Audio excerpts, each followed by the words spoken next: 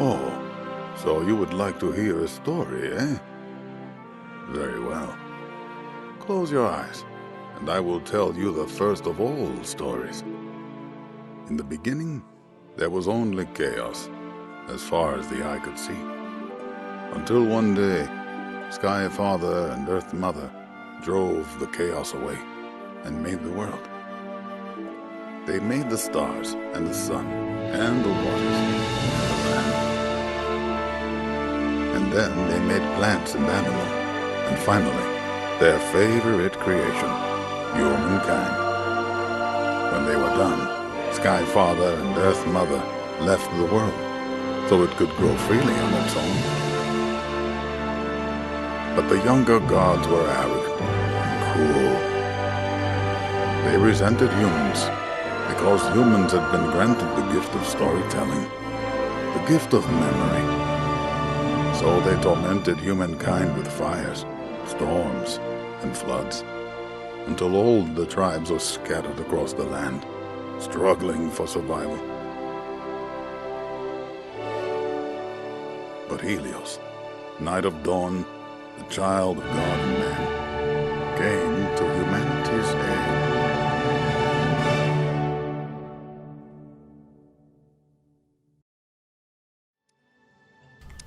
Hello everybody, and welcome to this video looking at SolSeraph, the latest game to come to us from Team, the very talented Chilean developer, and possibly the best known developer to come out of South America.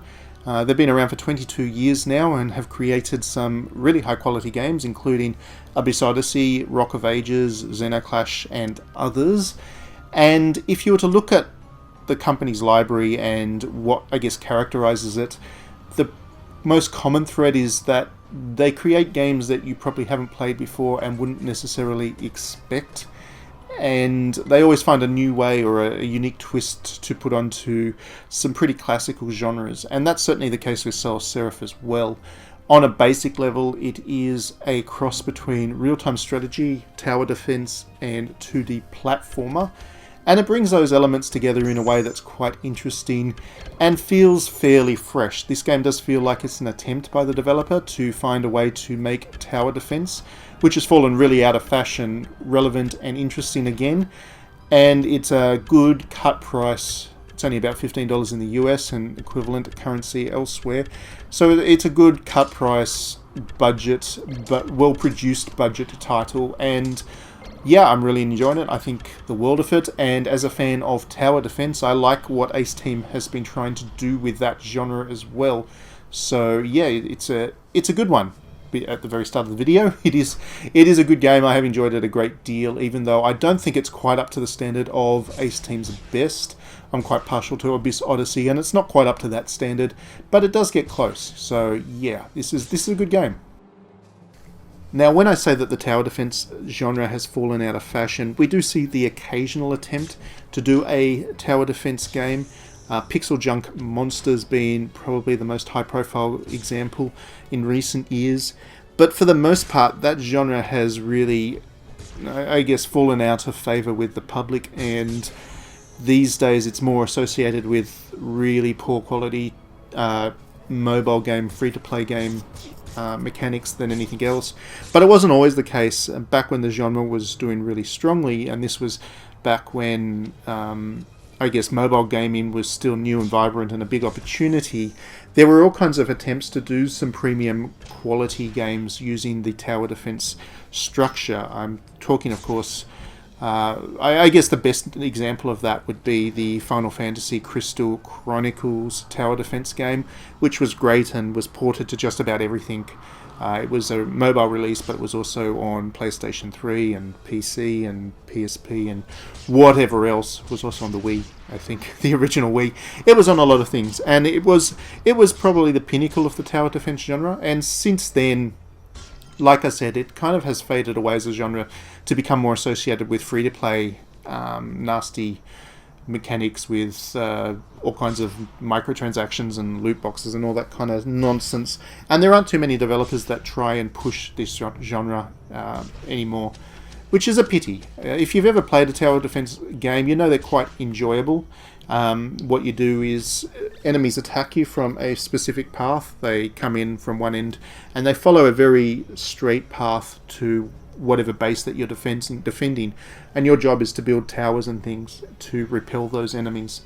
And I guess the challenge is in making sure that you place the towers well and dealing with enemies that become waves of enemies that become very difficult very quickly. Difficulty is a hallmark of the tower defense genre, and this game has that as, I guess, the basics of it. What you're seeing in front of you on the screen right now is the 2D platforming section, which is challenging in its own right, and probably the lesser of the experiences that SolSeraph offers, but we're about to jump to some tower defense anyway, and that's the side of the game that I have found really compelling and really interesting, because the way it melds with the real-time strategy genre is something that I can't remember having seen done quite as cleanly as it has been done in this one. So yeah, that's definitely my pick. If you're going to play this game, this is the real reason that I kind of like this experience and would recommend it.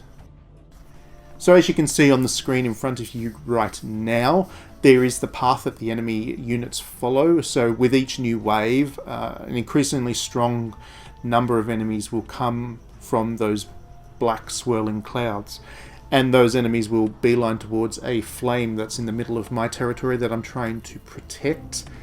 And you do need to build towers and turrets and things and then staff them. So this is the very first level that you go through. And what you'll see, I've built archer towers. I've built barracks, which is where soldiers, merely soldiers, come out of. And then there's also spike traps, which do damage to enemies along the way as well. And as you can just see in the bottom of the corner there is a flame that I'm trying to protect. I'm trying to stop the enemies from getting there. But what makes this game interesting, with a normal tower defense, that would be just about it. As enemies get killed, they'll drop resources, generally some kind of currency, and you use that currency to build more turrets and so on. With this one, you also have to deal with some real-time strategy elements, and that's where you get the resources that you need to build your towers and stuff. So enemies themselves don't drop loot. Instead, you need to build farms, and you need to build woodworking, and you need to build houses. So the farms produce the food that gives you the population to staff the turrets and the barracks and all that kind of stuff. And then there's also you also need to build the woodcutters, which go and collect the wood, which you need to use to build houses to get more people, and so on and so forth. It's a very basic take on the real-time strategy genre, but it is all there. And that is slightly different to what you would have seen with other tower defense. If you played enough of them, then it's a slightly different way of looking at things, and it does some good things for the game. I think it does some good things for the formula. One of the things it does is introduce a real strong time management issue into the game, because you do need to spend a lot of time concentrating on the enemy waves as they come through, in part because they're actually quite difficult. The enemies can be quite tough and hard to take down, and there will be times that you'll need to step in and use the magical power that you have to hit those enemies with lightning bolts and all that kind of stuff. And doing so, obviously you need to focus on the enemies to do that. So you do need to duck back and forth and keep an eye on the enemy waves to make sure they're not making too much progress towards that flame that you're protecting. But then at the same time, you also need to concentrate on building up your town. So you need to be building the roads, you need to be building the woodcutters, you need to be seeding the ground to plant farms down, and then building the houses to give yourself more population. So you need to kind of keep jumping back and forth between those things.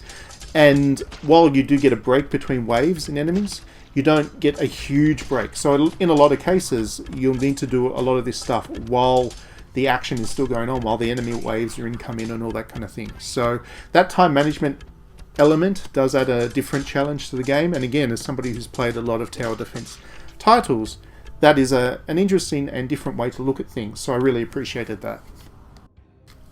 Now, another element of the game that I thought is particularly interesting is the way that it does its storytelling. It actually has quite a good story, which is uncommon for tower defense. Usually tower defense titles are quite minimalist in their story, if at all.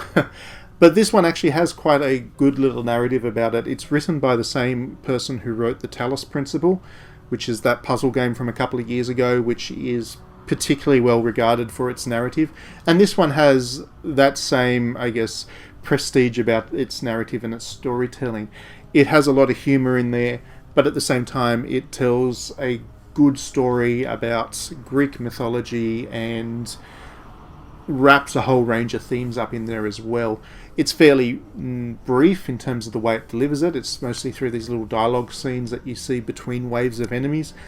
But there's a lot of character there, there's a lot of personality there. Each level has different characters to engage with and different stories to follow along with. So there's a good balance of that kind of thing, and you're able to actually jump between these levels at will in many cases. So you can move back and forth between the stories as your mood fits. And that's a good thing because, again, the range of characters and the fact that they're all so well written is actually really engaging. So I really appreciated that element, I guess, of SolSeraph as well. It's not common that we see developers try to put that much effort into their story when they're working with the tower defense genre. So that's another good element. As I said earlier, I'm not a huge fan of the platforming, and that's kind of the one weakness that this game has. And that's a little bit disappointing because, like I said, I was a huge fan, or I am a huge fan of Abyss Odyssey. And Abyss Odyssey is a pretty tight platformer. It's a blend between roguelike and platformer, and it does the platforming side of things pretty well. And that was a big part of the reason I enjoyed it. With this one, the platforming is a little bit clunky, and I think it's because the developers wanted to channel kind of a retro style platformer.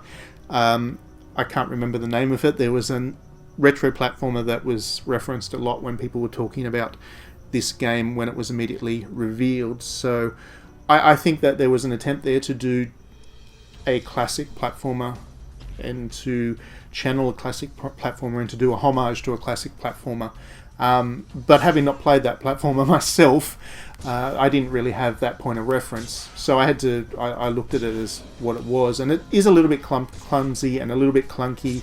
There's some noticeable delays in the more defensive style attacks, and it's just the enemy attack animations and the enemy attack patterns are a little bit stilted, and it just doesn't quite have the feeling, the smoothness, the elegance that we would expect from a modern platformer. So that does let it down. What it does do well, though, as you can see, is it's quite a good looking game, and it's quite elegant, and it's quite colourful, and it's vibrant, and it has those elements which really work to its benefit. But yeah, the platforming doesn't quite work. What does work is that each level has a very different design to it. You would have seen earlier the kind of the wintry level that I was playing on.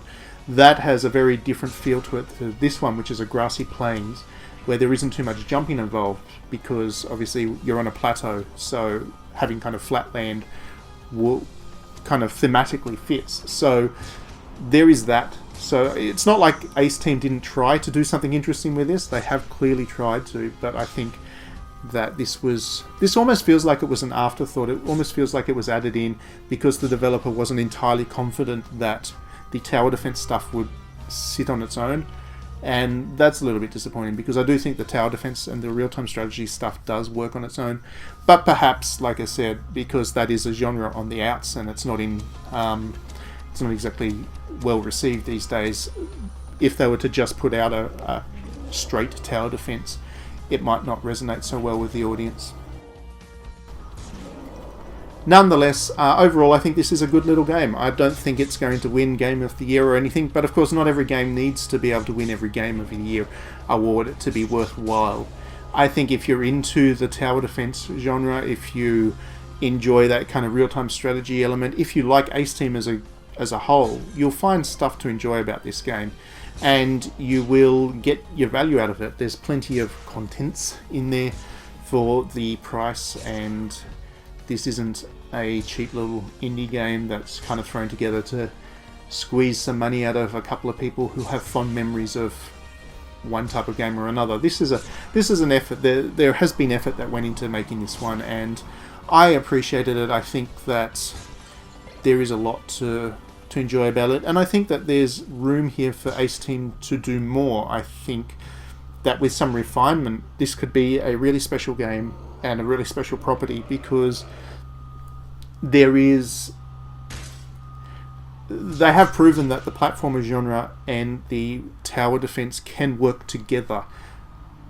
It perhaps wasn't executed as well as we might have liked, but I think that on a very basic principle level, it does work. So I think that there's room here for the developers to do a lot more.